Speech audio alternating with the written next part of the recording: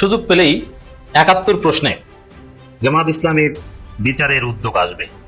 হ্যাঁ, এই বিএনপি সরকারই ৭১ প্রশ্নে জামাত ইসলামের সংগঠন হিসেবে বিচার করার উদ্যোগ নিতে পারে, এমন পরিস্থিতি তৈরি হতে পারে। এবং আপনার শুনলে অবাক হবেন, জামাতের আজকের যোগসঙ্গী মিত্র এনসিপি, তারাই এই বিএনপি এনসিপি মিলে জামাতের ১২টা বাজানোর চেষ্টা করবে। রাজনীতি এমনই, রাজনীতি অনেক নিষ্ঠুর খেলা। এই নীলুফার চৌধুরী মনি গত ২ দিন আগে এক টকশোতে উপস্থিত হয়ে তিনি ইসলামের একটি বিধান সম্পর্কে এত কুরুচিপূর্ণ এবং বাজে মন্তব্য করেছে, যেটা কোনো মুসলমানের ঘরে জন্মগ্রহণ করে মুসলমানের মতো নাম রেখে এই শব্দটি ব্যবহার করা যায় কিনা এটি আমাদের জানা নেই, কিন্তু তিনি সেটি করেছেন। বিএনপি নেত্রী নীলুফার চৌধুরী মনি তিনি বলেছেন টকশোতে, ইন বাংলাদেশ, কলকাতায় বসে কিংবা লন্ডন বসে নয়, কিংবা নিউ ইয়র্কে বসে নয়, বা প্যারিসে বসে নয়, বাংলাদেশে ভূখণ্ডে বসে বলেছেন জাকাতের চাইতে চাঁদাবাজি উত্তম। নীলুফার চৌধুরী মনি বিএনপির সম্ভবত এমপি হচ্ছেন, গেজেট এখন হয়নি। আপনি চিন্তা করেন কত বড় সাহস, জাকাতের চাইতে চাঁদাবাজি উত্তম, টকশোতে এটা বলেছে। কিন্তু হেফাজত ইসলাম চরমনাই তারা চুপচাপ। আমি দেখছি যে জামাত শিবিরের লোকজন নীলুফার চৌধুরী মনির এই বক্তব্যের বিরোধিতা করছে। তারা কেউ দলিল আদিল্লা উপস্থাপন করছে যে এই কথা বলে তার ইমান থাকে না, এই কথা তিনি বলতে পারেন না। মুসলিম মেজরিটির বাংলাদেশে ডাকসু নেতৃবৃন্দ প্রতিবাদ করছেন যে এটা তিনি বলতে পারেন না। এখানে স্থায়ী বন্ধু কিংবা স্থায়ী শত্রু বলতে কিছু নেই। যেই বিএনপি জামাত একসাথে ৭১ প্রশ্নে ফাঁসির রশি গলায় দিয়েছে, বিএনপি এবং জামাতকে এক দড়ি দিয়ে রাজাকার বলে বেঁধেছে, এক দড়িতে ফাঁসি দিয়েছে সালাউদ্দিন কাদের চৌধুরী, আলী হাসান মুজাহিদ একসাথে, এবং মির্জা ফখরুল, আমির খসরু, এদেরকে পাকিস্তানের দালাল রাজাকার বলে পিটানো হয়েছে চট্টগ্রামে। এবং সেম জামাত নেতাদেরকেও পাকিস্তানের দালাল রাজাকার বলে বিভিন্ন জায়গায় হামলা করা হয়েছে, পেটানো হয়েছে। এবং ৭১ প্রশ্নে বিএনপিও যতটুকু রাজাকার ধারণ করে, জামাতও ততটুকু ধারণ করে। বিএনপি যতটুকু মুক্তিযোদ্ধা ধারণ করে, জামাতও ততটুকু মুক্তিযোদ্ধা ধারণ করে। কিন্তু মুক্তিযুদ্ধের একদম সোল এজেন্ট হচ্ছে আওয়ামী লীগ, পিওর মুক্তিযোদ্ধাদের দল বা মুক্তিযুদ্ধের নেতৃত্ব দানকারী দল। তারা এটা দাবি করতে পারে, কারণ তাদের নেতৃত্বে দেশটা স্বাধীন হয়েছে।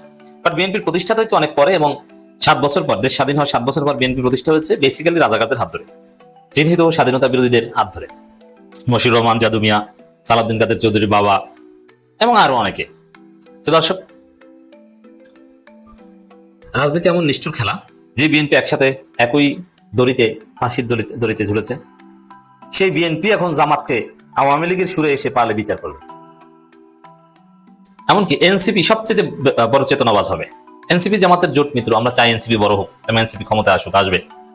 কিন্তু রাজনীতি এইটাই, জামাতকে এই রিয়ালিটিটা বুঝতে হবে যে যদি সুযোগ পায়, পরিস্থিতি তৈরি হয়, তাহলে জামাতের বিরুদ্ধে সবচেয়ে বেশি চেতনা ব্যবসা করবে এনসিপি, এমনকি বিএনপি চাইতে বেশি। যেমন বিএনপি তো অযাচিত ভাবে শুধু ৭১ ব্যবসা করে, যদিও এর কোনো অধিকার নাই, কারণ ৭১ সালে বিএনপি নামের কোনো দল ছিল না। কিন্তু এনসিপি তারা ৪৭ বলবে যে ৪৭ আমাদের, ৭১ আমাদের, ২৪ আমাদের, সব আমাদের, তোমরা সব রাজাকার। বিএনপিকেও বলবে একটা পর্যায়ে তোমরা রাজাকার, সালাউদ্দিন কাদের চৌধুরীদের দল, জাদু মিয়াদের দল, শাহ আজিজদের দল। আওয়ামী লীগকে বলবে তো নিষিদ্ধ, জামাতকে বলবে তোমরা স্বাধীনতা বিরোধী। ৪৭ পাকিস্তান আন্দোলনের অন্যতম সেই লাহোর প্রস্তাবের মধ্য দিয়েই তো আমাদের স্বাধিকার। শেরে বাংলার নাতি এসেছে এনসিপিতে, বলবে যে ৪৭ তো আমরা, তোমরা কারা? এখানে শেরে বাংলা আমাদের দলে, শেরে বাংলা বংশধর আমাদের দলে। এরা বলবে সেই ফরাজি আন্দোলন, হাজী শরীয়তুল্লাহর বংশধরেরা যোগ দিচ্ছে এনসিপিতে, ওগুলোও আমাদের, তোমরা কারা? এবং ৫৪ যুক্ত ফ্রন্ট, ওটাও আমাদের, কারণ শেরে বাংলা আছে আমাদের, শেরে বাংলার অনুসারী আছে, তার নাতিপুতি, তার রক্ত আমাদের সাথে আছে। ৭১ আমাদের, কারণ অনেক মুক্তিযোদ্ধা দেখবেন যে সামনে গোয়েন্দা সংস্থা ইশারায় এনসিপিতে যোগ দিচ্ছে, এবং অনেক আলেম ওলামা যোগ দিয়ে বলবে ইসলাম আমাদের, কওমি আমাদের, অনেক কওমি আলেম যোগ দিবে, অনেক আলী আলেম যোগ দিবে, অনেক সুন্নি আলেম যোগ দিবে। এনসিপি ক্ষমতা আসবে, ক্ষমতা আসতে সব মতাদর্শের লোকজন একটা কোএক্সিস্টেন্স দরকার, এবং এটা তার পারবে। আর ২৪ তো সরাসরি ২৪-এর আন্দোলনের নেতা ছিল এনসিপি, এটা তো তাদের কাছ থেকে কেউ নিতে পারবে না, কোনো অধিকারই নেই। আর এটা তো আমাদের চোখের সামনে ইতিহাস, ইটস ট্রু। ২৪-এর আন্দোলনটা হয়েছিল এই এনসিপির ছেলেদের নেতৃত্বে। ইমাম ছিল এনসিপির ছেলেরা, মুক্তাদি ছিল জামাত বিএনপি। জামাত ছিল প্রথম কাতারে, এনসিপি বিএনপি ছিল শেষের কাতারে। কিন্তু ইমাম যে এনসিপির ছেলেরা ছিল, এটা অস্বীকার করার কোনো সুযোগ নেই। এরা চেতনা ব্যবসা করবে, এবং এরা এটা পারে, আর এদের মাধ্যমে করাবে গোয়েন্দা সংস্থা, যারা এদেরকে, যেসব দেশি বিদেশি ডিপ স্টেট যারা বাংলাদেশে কাউকে ক্ষমতা আনে বা ক্ষমতা থেকে নামায়, তারা এটা এনসিপির মাধ্যমে করাবে, এটা অনিবার্য। এবং এর অংশ হিসাবে যেমন এনসিপি ক্ষমতা আসতে হলে বা সামনে যেতে হলে জামাতকে সারপাস করে যেতে হবে। তো জামাতকে সারপাস করতে হলে সুযোগ পেলেই পেছন থেকে জামাতের গলায় ছুরি মারবে। দর্শক, এই পরিস্থিতি আসবে। দেখেন, যখন দেখবেন যে জন আন্দোলন তৈরি করছে জামাত, বিএনপির অবস্থা 12টা বেজে গেছে, বিএনপি আর টিকতে পারছে না, তখনই বিএনপি 71 প্রশ্নে জামাতের বিচার করার উদ্যোগ নেবে। আইন তো আছেই সংগঠনের বিচার করার, যে ব্যক্তি জামাত নায়কদের বিচার তো হয়েছে, এবার দল হিসেবে জামাতের বিচার করা হবে। এনসিপি বলবে ঠিক আছে করুক, জামাত যদি ভালো হয়ে থাকে। এমনকি এই যে জামুকা যে আইন পাশ হয়েছে সংসদে, ওই আইনের মাধ্যমে জামাতকে দোষী সাব্যস্ত করা কোনো ব্যাপারই না। সংসদে পাশ হয়েছে, জামাত মুক্তিযুদ্ধ বিরোধী দল ছিল, এটা স্বীকৃত। তো দর্শক, সুযোগ পেলে, যদিও জামাত যত বড় দল হয়েছে, জামাতের যে রাজনীতিটা এই সুযোগ কেউ পাবে না, এবং এই কাজ যে করতে যাবে তার অস্তিত্ব বিলীন হয়ে যাবে। যেমন হাসিনার মতো মহাপ্রজ্ঞাশালী সরকারই পারে নাই হয়ে গেছে, এটা যে করতে যাবে তারা নাই হয়ে যাবে। তবে সুযোগ পেলে চেষ্টা করবে, অ্যাটলিস্ট উদ্যোগ নিয়ে জামাতকে ভয় দেখানো, চাপে রাখার চেষ্টা করবে। জামাত মুক্তিযুদ্ধ বিরোধী শক্তি, এটা প্রতিষ্ঠিত সত্য হয়ে গেছে। আইনমন্ত্রী এই কথা কেন বলছেন? প্রতিষ্ঠিত সত্য হয়ে গেছে, আইন পাশ হয়েছে। হ্যাঁ, ওই আইন পাশ করে রাখা হয়েছে এরকম যে সামনে কখনো যদি জামাতকে বিএনপি ক্ষমতার জন্য থ্রেট মনে করা হয়, তখনই ওই আইনকে কাজে লাগিয়ে জামাতের বিচার করার উদ্যোগ নেবে। আর এনসিপি কে নিয়ে তো গোয়েন্দা সংস্থা খেলবে। তারা যদি সিগন্যাল দেয় বাবা তোমরাই প্রধান বিরোধী দল, তোমরাই সামনের বার ক্ষমতা আসবা, তোমাদের 300 জনের প্রার্থীর অভাব থাকবে না, বিএনপির বিদ্রোহী ইসাক সরকারের মতো অনেক সরকার আসবে, অর্থাৎ জামাতকে ছাড়ো, জামাতের বিচার চাও, এটা তারা করবে, ডেফিনেটলি করবে। রাজনীতি এমনই। হ্যাঁ, এখন এখানে জামাতকে যোগ্যতার পরিচয় দিতে হবে। জামাত যেহেতু নাম পরিবর্তন করবে না, আর নাম পরিবর্তন করলেই যে জামাত বেঁচে যাবে তা না। অতএব জামাতকে এই পরিস্থিতি তৈরি করতে হবে যে কেউ যদি জামাতকে নিয়ে আবার খেলতে আসে অযাচিত ভাবে, দল হিসাবে জামাতের বিচার করার উদ্যোগ নেয়, এই ধরনের নোংরা খেলা যদি কেউ খেলতে আসে, তাহলে তার অস্তিত্ব বাংলাদেশে থাকবে না। এটা জামাতকে নিশ্চিত করে জামাতকে টিকে থাকতে হবে। তবে এটা পারবে জামাত। জাতীয় মুক্তিযুদ্ধ কাউন্সিল সংশোধন আইন 2026 সংসদের পাশের মধ্য দিয়ে জামাত ইসলামী মুক্তিযুদ্ধ বিরোধী শক্তি, এটা প্রতিষ্ঠিত সত্য হয়ে গেছে বলে মন্তব্য করেছেন আইনমন্ত্রী মোহাম্মদ আসাদুজ্জামান। হ্যাঁ, এখন তো দেখলাম যে প্রতিষ্ঠিত সত্য। তাহলে এখন কি করবেন? এখন হচ্ছে ওই যে ভবিষ্যতে সুযোগ পেলেই দল হিসেবে জামাতের বিচার করো, যেহেতু আইনে আছে। যতক্ষণ পর্যন্ত জামাত বিএনপি একটা আন্ডারস্ট্যান্ডিং থাকবে ততক্ষণ পর্যন্ত কিছু হবে না। মানে এর মাধ্যমে জামাতকে কোণঠাসা করে রাখতে চাইবে। আর জামাত বেশি বাড়াবাড়ি করলেই বলবে যে এবার জামাতের বিচার হবে সংগঠন হিসেবে, ট্রাইব্যুনালে অভিযোগ আনবে। আর ট্রাইব্যুনালগুলোতে সব তাদের নিজেদের লোকের মাধ্যমে সাজানো হয়েছে, আইনও আছে। আর মুক্তিযুদ্ধ কাউন্সিল বিল, সংশোধন বিল, এটা বিচারের পথকে সুগম করবে। আইনমন্ত্রী বলেন তাদের পূর্বসূরীরা মুক্তিযুদ্ধের সময় বাংলাদেশের বিরুদ্ধে করেনি, সেটা বলার আর কোনো নৈতিক দায়িত্ব জামাতের। এটা তো জামাত তো কখনো বলে না তাদের পূর্বসূরীরা জামাতের, কিন্তু সেই জামাত এই জামাত এক নানান প্রশ্ন আছে। যাই হোক, এগুলো আসলে কিছু না। এগুলো নিয়ে কসলাকস্তি করা মানে হচ্ছে নোংরা রাজনীতি, কোণঠাসা করা। এটা বাংলাদেশকে এগিয়ে নিয়ে যাওয়ার জন্য কোনো রাজনীতি না, এটা হচ্ছে জামাতকে কোণঠাসা করার রাজনীতি। এই নীলুফার চৌধুরী মনি গত 2 দিন আগে এক টকশোতে উপস্থিত হয়ে তিনি ইসলামের একটি বিধান সম্পর্কে এত কুরুচিপূর্ণ এবং বাজে মন্তব্য করেছে, যেটা কোনো মুসলমানের ঘরে জন্মগ্রহণ করে মুসলমানের মতো নাম রেখে এই শব্দটি ব্যবহার করা যায় কিনা এটি আমাদের জানা নাই, কিন্তু তিনি সেটি করেছেন। তার সহ আলোচক ছিলেন জামাতের ইশরাক হোসেনের সাথে যিনি প্রতিদ্বন্দ্বী ছিলেন আব্দুল মান্নান। আব্দুল মান্নান ইসলামী বিশ্ববিদ্যালয়ের ছাত্র শিবিরের সভাপতি ছিলেন, পরে তিনি এখানে এসে নির্বাচন করেছিলেন ইশরাকের সাথে। এই আব্দুল মান্নানের সাথে আলোচনা করতে গিয়ে তিনি আব্দুল মান্নানকে একের পর এক, আপনারা এটা দখল করেছেন, সেটা দখল করেছেন, আপনারা জাকাত খান, সেটা খান, ইত্যাদি ইত্যাদি। আব্দুল মান্নান বলছে জাকাত খাই, এই কথাটা আপনি পেলেন কোথায়? আমাদের কি হাত নাই? আমরা কি কর্ম করে খেতে পারি না? আমরা 5 আগস্টের পূর্বে আওয়ামী লীগের কিছু মহিলা এমপি ছিল, তাদের মুখ দিয়ে শুনতাম। তার ভিতরে 1 নম্বরে ছিল অপু উকিল। এই অপু উকিল এবং নীলুফার মনি, মাঝে মাঝে আমি এদের টক শো গুলো দেখতাম। অপু উকিলের কাছে যখন এই নীলুফার মনি নাস্তানাবুদ হতো, কথার যুক্তি দিতে পারতো না, তখন ভ্যা ভ্যা করে কান্না করতো।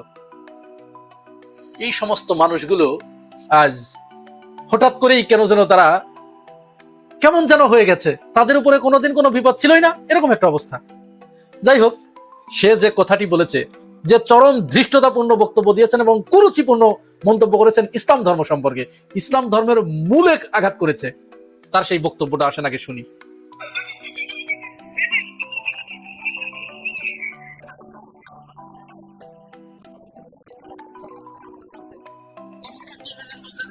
মেনে নিলাম আমরা তর্কের খাতিরে, আপনার যেহেতু আপনি বলছেন আমরা জাকাত খাই, তো এই জাকাত খাওয়াটা কি সাদাবাজির চেয়ে খারাপ? উনি তখন বলছে 100% জাকাত খাওয়ার চেয়ে ফিতরা খাওয়ার থেকে চাঁদাবাজি উত্তম। এখানে কিন্তু আব্দুল মান্নান একটা মাইন্ড গেম খেলেছে। আব্দুল মান্নান যদিও আলোচক হিসেবে তত ভালো না, কিন্তু সে এইখানে মুহূর্তের ভিতরে নীলুফার মনির মাইন্ড গেমটা কিন্তু সে নিয়ে খেলতে পেরেছে। এটাকেই বলে রাজনীতি, উস্কে দেয়া, অর্থাৎ তার ভিতরে কি আছে সেটি বের করে আনা। আব্দুল মান্নান বলেছে। আপনি কি বলেন, আবার বলেন।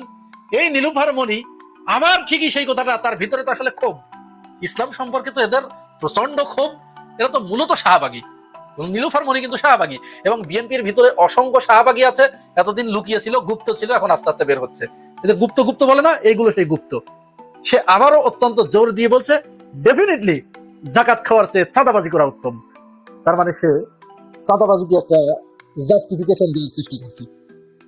সারা দেশে তো চাঁদাবাজিতে ভরপুর হয়ে গেছে না, চাঁদাবাজিকে একটা পলিটিসাইজ করার জন্য, চাঁদাবাজিকে একটা সামাজিক কর্ম হিসেবে প্রতিষ্ঠিত করার এটা একটা প্রয়াস।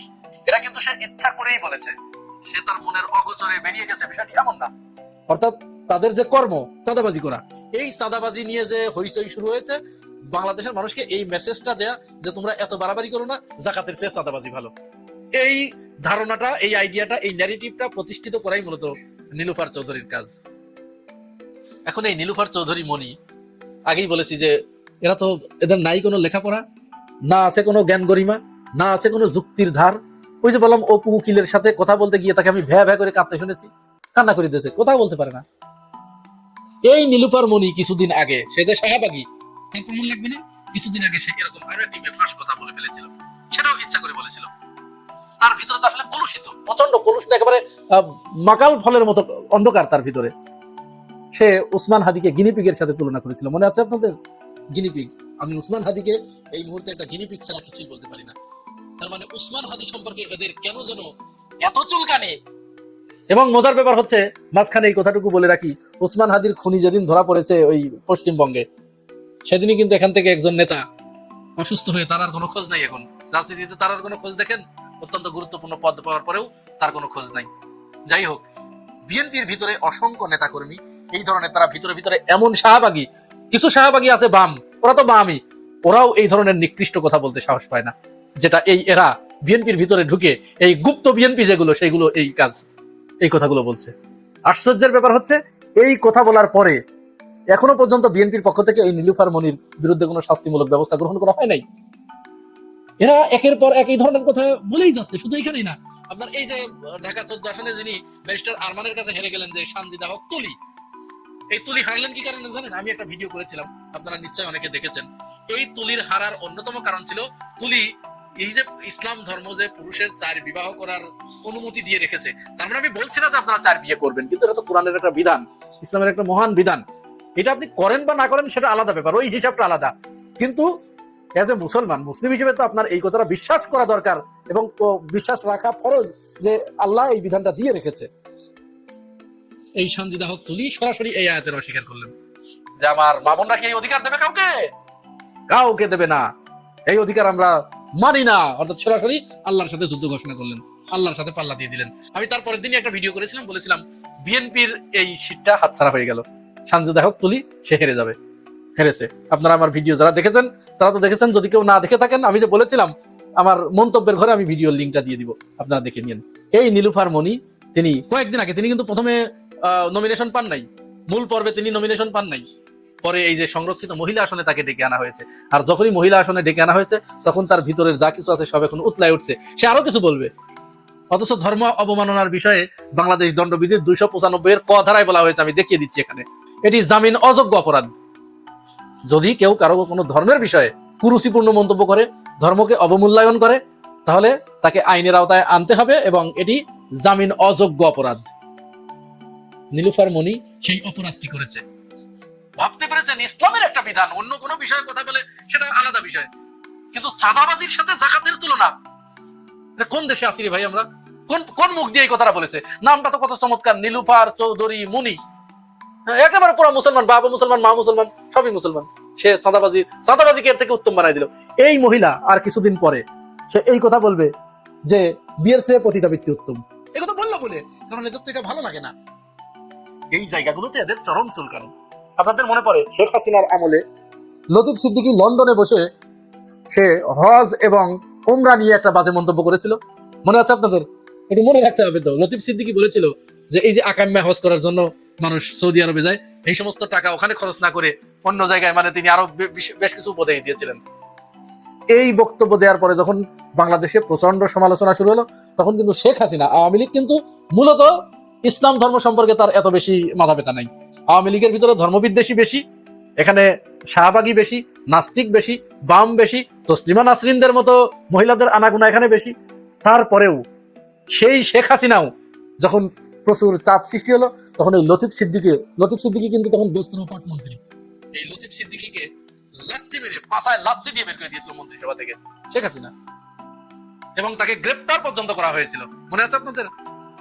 তাহলে নীলুফার চৌধুরী মনি যে বক্তব্য দিলেন একই কথা, বরং তার থেকেও ভয়ঙ্কর। তিনি হজকে একটু স্বাভাবিকভাবেই বলেছিলেন যে আকাম্যা হজ, আর নীলুফার মনি বলছে যে জাকাতের চেয়ে সাদাবাজি অনেক উত্তম। এগুলো আমরা বুঝি।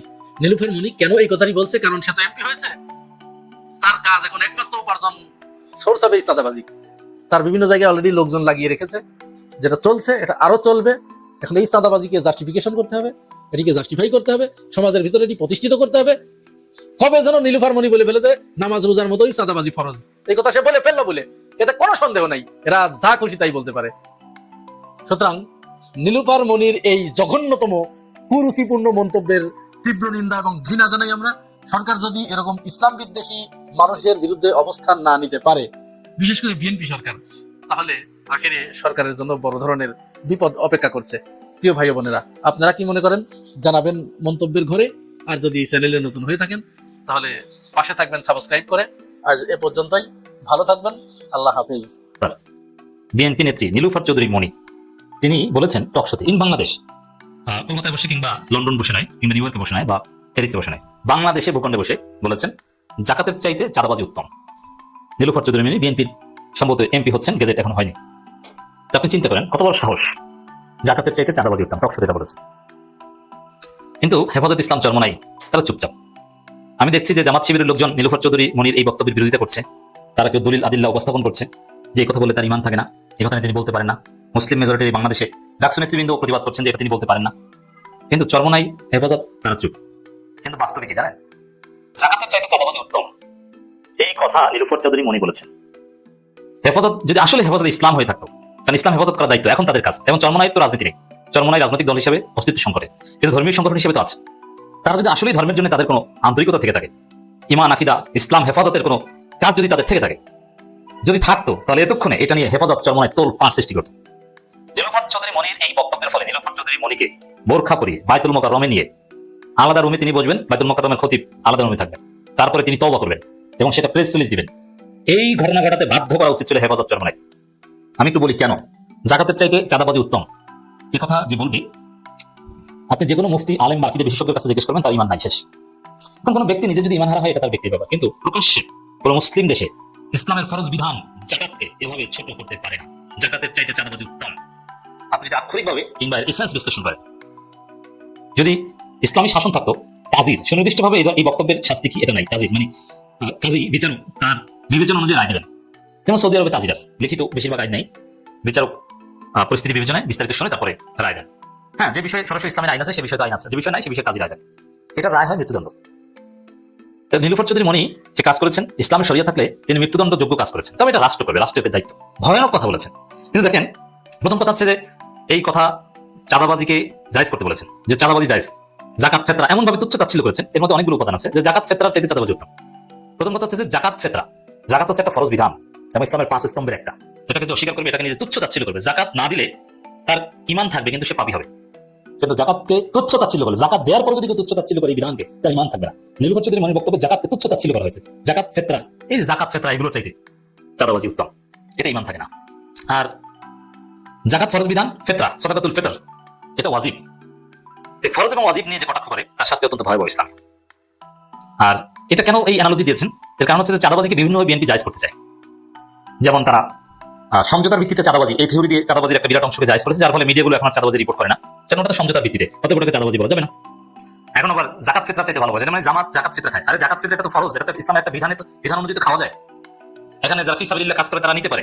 জাকাত আদায়ের খাত আছে, মাসারিফুজ জাকাত 8টা, সেই 8টা খাতের মধ্যে যদি পরে সে তো জাকাত নিবেই, খাবি।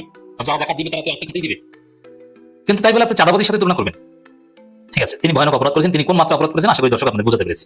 সৃষ্টিকর্তা বাংলাদেশে জন্মগ্রহণ করাইছিল বইলা কত কিছু যে দেখতেছি ভাই, মাঝে মধ্যে ভাবি পৃথিবী যদি একটা রঙ্গমঞ্চ হয়, এটার সদর দপ্তর বাংলাদেশ, এটা আমি বলতে বাধ্য হচ্ছি, কারণ প্রতিনিয়ত বাংলাদেশে যে নাটকগুলো আমরা দেখতেছি, যে নাটক বিএনপি জামায়াত মিলে মঞ্চায়ন করতেছে সংসদের বাইরে সভা সমাবেশ থেকে শুরু করে প্রত্যেকটা জায়গায় বিএনপি জামায়াতের নাটক দেখতে দেখতে জাতি ক্লান্ত হয়ে গেছে। বাংলাদেশে নানামুখী সংকট চলতেছে, চিকিৎসায় সমস্যা, আমের টিকা নাই, কুকুরের ভ্যাকসিন নাই, বিড়ালের ভ্যাকসিন নাই, আইসিইউ সংকট, সিসিইউ সংকট, তেল নাই, গ্যাস নাই, বিদ্যুৎ নাই, সেচের অভাবে বাংলাদেশের মানুষ অর্থাৎ কৃষকরা তাদের জমিতে পানি দিতে পারে না, অতিবৃষ্টিতে অনেক এলাকার ফসল তলিয়ে গেছে। পরাধীনমন্ত্রী সিলেটের জামাই জনাব তারেক রহমান আজকে সিলেট গিয়েছিল, বৃষ্টিতে ভিজে সিলেটে গেছে, মাজারে দেখলাম শ্রদ্ধা জানাইছে, বিভিন্ন ধরনের কথা কইছে দেখলাম, আবার দেখলাম গণমাধ্যমে সংবাদ প্রকাশ হয়েছে শতকরা দিয়ে গরুর মাংস খাইছে। এইসব নিয়ে বাংলাদেশের গণমাধ্যম ব্যস্ত।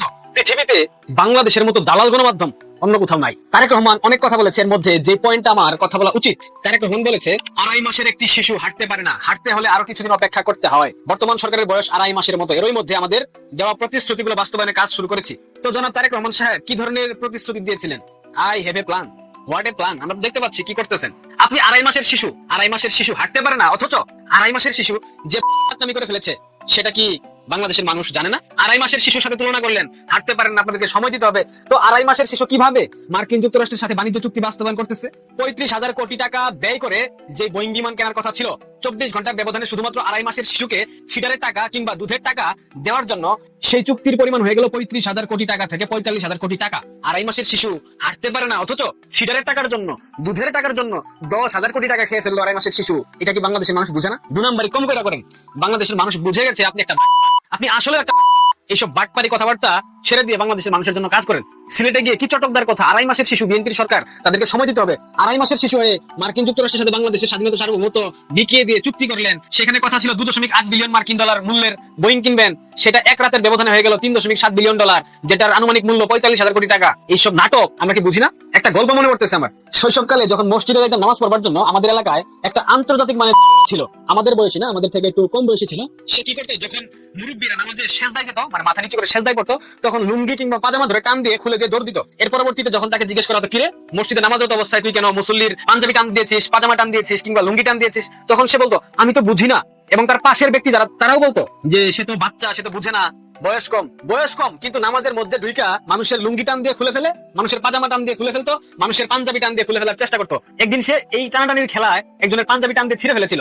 পরবর্তীতে তার বিচার হয় এবং বিচারের পর তাকে ভালো একটা শাস্তি দেওয়া হয়েছিল, সেটা না বলি। ঠিক একই দশা হয়েছে গিয়ে বর্তমান সরকার এবং বর্তমান সরকারের পরাধীন মন্ত্রী জনাব তারেক রহমানের। 2.5 মাসের শিশু বাচ্চা, আবার কাজের বেলায় বাবা 2.5 মাস না 250 বছরের কাজ করে ফেলেছেন। বাংলাদেশের মানুষকে 250 বছর পিছিয়ে দিয়েছেন 2.5 মাসের শিশু জনাব তারেক রহমান। তো 2.5 মাসের শিশু আপনি রাষ্ট্র পরিচালনা করবার জন্য এসেছেন কেন? আপনাকে কেউ ডেকেছে 2.5 মাসের শিশু হয়ে প্রধানমন্ত্রী হওয়ার জন্য? এতদিন শুনলাম খাম্বা, এতদিন শুনলাম পিলার, এরপর শুনলাম কার্ড বাবা, আজকে শুনতেছি প্রধানমন্ত্রী একজন 2.5 মাসের শিশু বাচ্চা। হাইরে ভাই, এই জন্যই বললাম পৃথিবীটা যদি রঙ্গমঞ্চ হয়, সেই রঙ্গমঞ্চের সদর দপ্তর বাংলাদেশ, আর সেই রঙ্গমঞ্চের অধিনায়ক সেনাপতি জনাব 2.5 মাসের শিশু বাচ্চা তারেক রহমান। আর বর্তমানে বাংলাদেশের সবচেয়ে নামি দামি মানুষটাকে আমাদের মাননীয় স্বরাষ্ট্রমন্ত্রী, উনি খেলা দেখতে গেছে, ক্যামেরা উনার দিকে গেছে। ক্যামেরা উনার দিকে যাওয়ার পর যে ঘটনাটা ঘটছে, এই ঘটনাটা সত্যি অনেক চিন্তায় ফেলে দিছে আমাকে।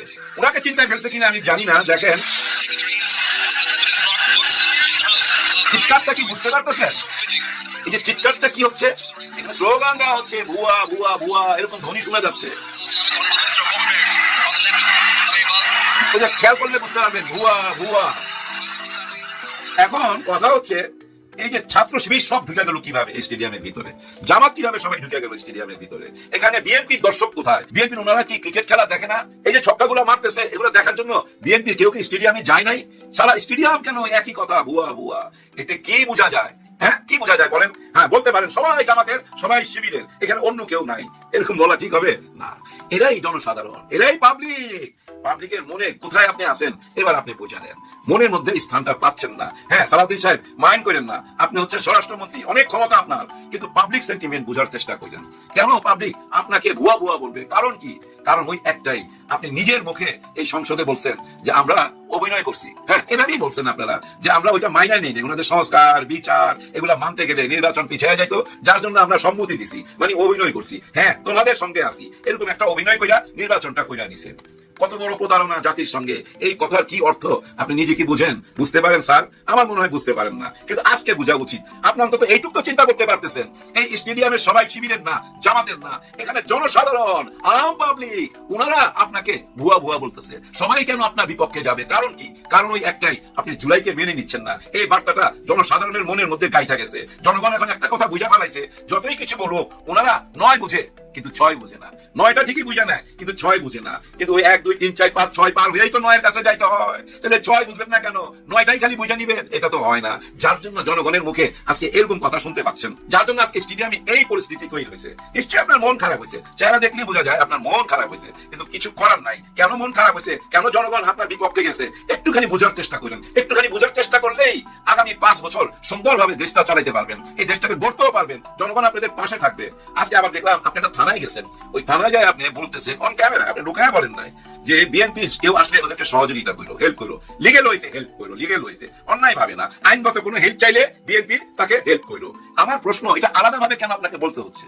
কেন আপনি আলাদাভাবে বলবেন যে বিএনপির দিকে সুনজর দিতে হবে, ওদেরকে হেল্প করতে হবে? ন্যায় সঙ্গত ভাবেই এই কথা আলাদাভাবে কেন বলতে হবে? বাংলাদেশের সব জনগণের কথাই তো আপনার বলা উচিত, সবাই কথাই তো বলবেন। সবাইকে কি বিএনপি করতে হবে? এই যে থানাতে বললেন বিএনপি কেউ আসলে হেল্প করতে, লিগেল হইতে, এখন ধরেন থানার মধ্যে 100 জন দাঁড়াইছে জিডি করার জন্য, এখন থানাতে কি এইভাবে সিদ্ধান্ত নিবে এই বিএনপির কে কে আছে আলাদা দাঁড়ান, আর যারা বিএনপি করেন না তারা আলাদা? আগে বিএনপিদেরকে হেল্প করে নেই, লিগেল হইতে হেল্প করে নেই, তারপরে আপনারা। এরকম হয়ে গেল না ব্যাপারটা? ব্যাপারটা সুন্দর দাঁড়াইলো না। স্টেডিয়ামে কিন্তু সবাই জামাত ছিল না, সবাই শিবির ছিল না, এখানে ছিল সাধারণ জনগণ। এই জেনারেশন, বর্তমান জেনারেশন ছিল এই স্টেডিয়ামে। তাদের মনের ভাষা তো বুঝতে পারছেন। তাদের মনের ভাষা যদি বুঝতে পারেন, আমার মনে হয় আপনারা সঠিক পথে যাইতে পারবেন। আর যদি মনের ভাষা না বুঝেন, তাহলে সঠিক পথে যাইতে পারবেন না। বাকিটা সময় বইলা দিবে। হ্যাঁ ভাই, বাকিটা সময় বইলা দিবে। শুধু এইটুকু বলতে পারি, যতক্ষণ পর্যন্ত আপনারা জুলাইকে না মেনে নিবেন, যতক্ষণ পর্যন্ত এই যে বলছেন যে আপনারা ছলনা করছেন, এই ছলনার জন্য আপনারা ডুইবা যাবেন। হ্যাঁ, এই ছলনার জন্য ডুইবা যাবেন। হয়তো বলবেন যেগুলো আমার মনের কথা না, কথার কথা বলছি। এমনও হইতে পারে ভাই, এই বিএনপি থেকে বলতে পারে এটা ওনার ব্যক্তিগত কথা, কিন্তু ব্যক্তিগত কথা না, সবাই মিলে একই সুরে বলছেন, এটা সময় বইলা দিবে। ওই যে একটা গান আছে না, অনেক কথাই বলো তুমি মন থেকে যা বলো না, আবার অনেক তোমার সত্যি কথা আমি ভাবি ছলো না। এখন কোনটা সত্যি কোনটা মিথ্যা এটা আপনার মনই জানে আর উপরওয়ালা জানে, কিন্তু আমরা যাই না গেছি আপনারা জুলাই পক্ষে না। আর আপনারা জুলাই পক্ষে না বললেই কিন্তু স্টেডিয়ামে ওই ভুয়া ভুয়া ধ্বনি উঠছে। সাবধান।